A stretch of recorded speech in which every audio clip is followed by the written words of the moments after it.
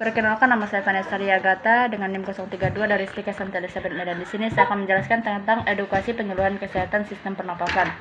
Infeksi saluran pernapasan akut atau ISPA adalah infeksi pada saluran pernapasan baik saluran pernapasan atas atau bawah dan dapat menyebabkan berbagai spektrum penyakit dari infeksi ringan sampai penyakit yang parah dan mematikan yang dipengaruhi oleh patogen penyebab, faktor lingkungan, dan faktor penjamu. Yang pertama, penyakit ini dapat menyerang saluran napas mulai dari hidung sampai alveoli termasuk adneksanya, sinus rongga, telinga tengah, pleura. 2. Penyakit ini disebabkan oleh bakteri atau virus yang masuk ke saluran napas dan menimbulkan reaksi inflamasi. Promosi kesehatan dilakukan dengan tujuan meningkatkan pengetahuan, bahkan masyarakat diharapkan mampu meningkatkan derajat kesehatan. Upaya pencegahan ISPA menurut WHO dan Ottawa Charter dilakukan dengan membiasakan PHBS bagi masyarakat, membiasakan masyarakat dengan menggunakan masker, menyiram lantai atau jalan berdebu dengan air, dan sebagainya. Upaya advokasi dan bina suasana dengan gerakan masyarakat untuk hidup sehat. Pengobatan penyakit pernapasan. Pengobatan infeksi saluran pernapasan. Pengobatan infeksi saluran pernapasan akan disesuaikan dengan kondisi pasien. Sebagai kasus infeksi saluran pernapasan yang disebabkan oleh virus, terkadang tidak membutuhkan perawatan spesifik dan bisa sembuh dengan sendirinya.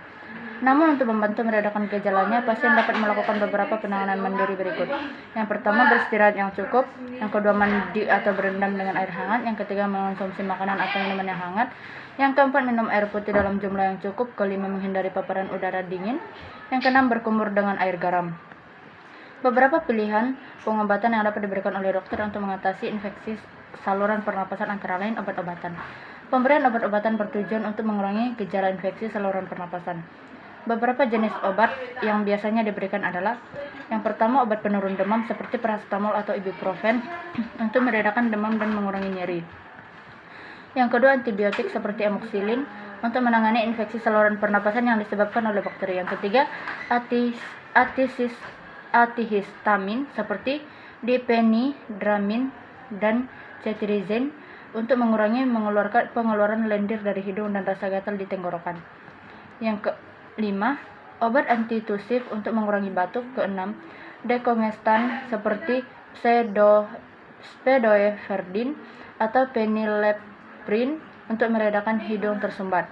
Yang ketujuh, kortikosteroid seperti dexamethasone atau prednisone untuk mengurangi peradangan di saluran napas dan mengurangi pembengkakan pada pipa bronkus. Perawatan di rumah sakit dengan pemantauan intensif bisa dilakukan oleh dokter jika gejala memberat atau muncul keluhan berupa sesak napas, penurunan kesadaran, adanya tanda-tanda syak, gangguan pernapasan makin parah sehingga pasien memerlukan oksigen tambahan atau alat bantu napas lainnya.